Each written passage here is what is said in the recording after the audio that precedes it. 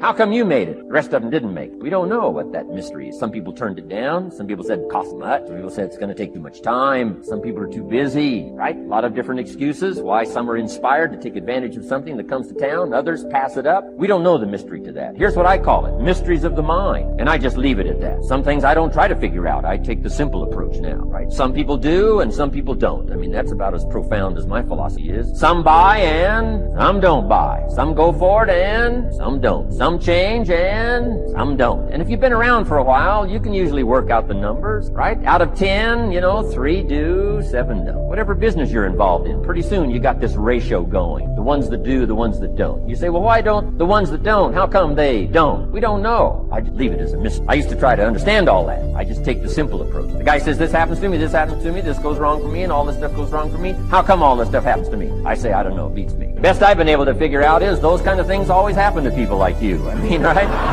That's the best I got. I don't know. I'm an amateur on this stuff. What do I know? So, just take the simple approach, right? That's how it is. Who knows? Interesting story says, the day the Christian church was started. Now, I'm an amateur on the Bible. The best account I can remember, the day the Christian church was started, a magnificent sermon was preached. Great presentation. And if you're a student at all of good communication, it was one of the classic presentations of all time. The sermon, first day Christian church started. And it said this sermon, this presentation was given to a multitude, meaning a lot of people. But it was interesting, as the account gives us, the record, it says, when the sermon was finished, there was a variety of reaction to the same sermon. Isn't that fascinating? I find it fascinating. It said some that heard this presentation were perplexed. And I read the presentation, sounded pretty straightforward to me. Said, why would somebody be perplexed with a good, sincere, straightforward presentation?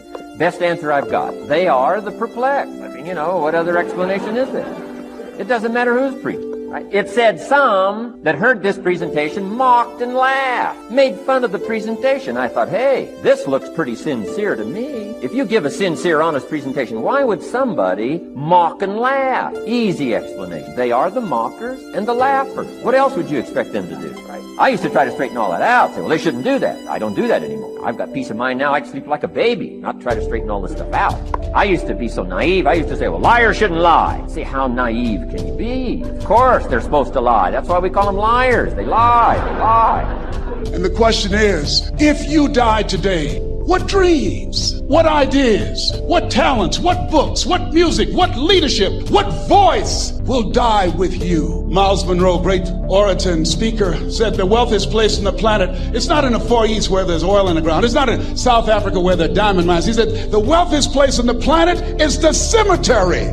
Because there you'll find greatness that we've never seen. There you'll find talent and genius and potential never actualized. Perhaps that's why Henry David Thoreau wrote the words, oh God, to reach the point of death, only to realize that you've never lived. Maybe that's why some unknown writer wrote the words, what if you live your whole life only to discover that it was wrong, that you were chosen to do something else and you didn't do it. Repeat after me, please. Live full, die empty. I want you to take some notes and some things, and I want you to think about your goals and dreams in the 3 categories that I mentioned: personal, professional, and your social contribution. How many of you are serious about your goals and dreams? Raise your hands, please. Thank you very much. How many of you don't want to take your dreams to your grave with you? Raise your hands, please. Very good. Shake someone's hand on your right and left, look them in the eyes and say, get out of your head and step into your greatness. Do that right now, please. Say, get out of your head and step into your greatness. I want you to write this down. Let us say together, as you think about your goals and dreams, let us say together, it's possible together, please. Yes, write that down. See, ladies and gentlemen, as an entrepreneur, I've been an entrepreneur for 20 years. It's my 21st year. I could have been speaking and training for 34 years. But for 14 years, I was living in my head. For 14 years, I stopped myself. For 14 years, I used to go see Zig Ziglar, that I considered the #1 motivational speaker on the planet. Zig Ziglar and Tony Robbins, they're the best on the planet. Bob Proctor, they're the best on the planet. Jack Canfield, Mark Victor Hansen, T. Harv Eckert. I would go and see them, and then I would leave, and my conversation with myself was, my heart would say, I can do that. And then my mind would ask, how? How would you do that, Les Brown? I'm I'm a really goofy dude. And if you left me to my own devices, I'd lay around watching Jerry Springer, eating Cheetos all day long. I like that. I'm lazy. People always ask my wife, what's it like to be with Mylett? He's always maxing out. She's like, it's not really that big of a deal, right? Like, he's got a lot of routines and disciplines that override, because I met my wife when I was 5. So I'm 50 next month. I've known her 45 years. We're sick of each other, I'm gonna be honest with you. But no, I'm kidding. She's hot as hell. If you've seen her too, you'd be like, dude, I thought you closed her when you had money. No, I closed her when I was broke. So, but let me give you an idea of who I am. Can we put that thing up on the screen? Y'all need to see something. Where's that clicker at? It's on one of these 2 tables. Oh, probably I picked the wrong one. Thank you. All right, who am I really? I've always wanted to be somebody. Anybody relate to that? Say yes or no. I mean, like, I need to be somebody. I don't want to be. There's a bunch of jokers want to be somebody. I need to be somebody, right? Are you like that or not? Like, see, the separator I've always found, whether it's Brady or I've had Mickelson on my show, Tony Robbins, whoever the heck you've seen on my show before, the guy Randolph who founded Netflix, the separator's like, they need it. I need it. I needed to be somebody. I wasn't playing with my life. When I was 30 years old, I had my first heart attack. My uncle, I'm Italian, and my family, kind of your godfather's a big deal. My dad's brother died at 50 of a massive heart attack, and I look just like him. So I've always not played with my life. So I might not be the fastest, the strongest, the smartest, none of that crap, but I will outwork your ass, and I flat out want it more than you. And if you're that type of a dude, I'm going to show you how you can win. I'm going to give you some of the exact things I did. I don't care if you're 65 years old or 25 years old in this room. One of my companies, I just promoted a 74-year-old dude who's had 2 strokes, went from nothing to start with us bankrupt, making $2 million a year right now. So I don't care what your age is. But I've always wanted to be somebody. You probably heard that term, fake it till you make it. Any of you ever done that before? Okay, some of you may know this, but Lee wanted me to tell you this. I'm the ultimate fake it till you make it. When I told you where I was a goober and you see me, I just bought Larry Ellison's Global Express jet. Guy runs a little company called Oracle, 5th richest dude in the world. I own his jet now. I'm a brag. You know the reason I flew commercial here? Because I'm fixing the shower on my own jet. I just wanted to say that out loud. I got a shower on my damn jet. Right? Like, think about that crap.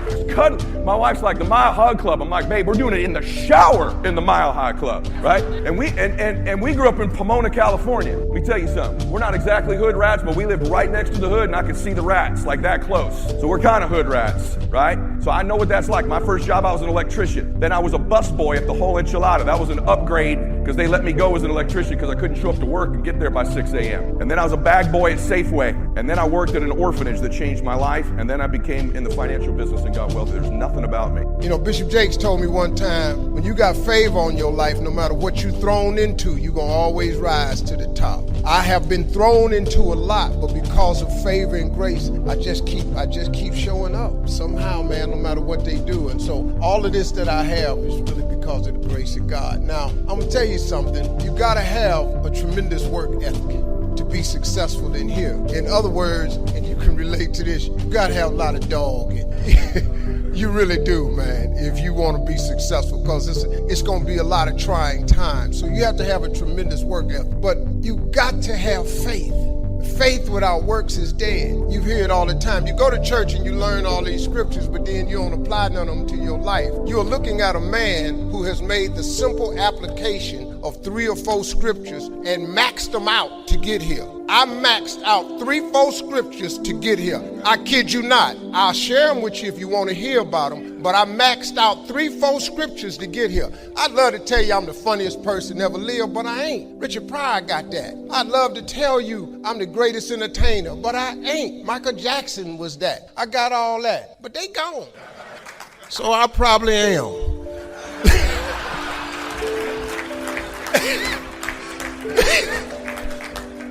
But listen, man, this that I'm about to share with you, and I understand I'll only be doing this for a little bit, and then we're going to open up the floor of questions. And I like doing Q&As because it helps me target specifically what a person is hoping to hear. But I got to tell you something. If you could get a couple of things from me, if you could gather this piece of information. Albert Einstein said once, he said, imagination is everything. It's the preview to life's coming attraction. Now, I want you to get this now. Imagination is everything. It's the preview to life's coming attraction. Because if you think about it, everything you have, everything we have in this world, somebody imagined. It's your imagination is tremendous. Somebody was sitting on the phone one day talking with a cord to the wall and said, man, I wish I could just go outside with this phone. Everybody in here got a cell phone. Somebody imagined that. Somebody got tired of riding in a wagon cross country from slavery to freedom. Somebody said, I wish we had something that made these wheels move by themselves. We drive cars. People got tired of driving from New York to LA. Somebody said, I wish we could fly. We got airplanes.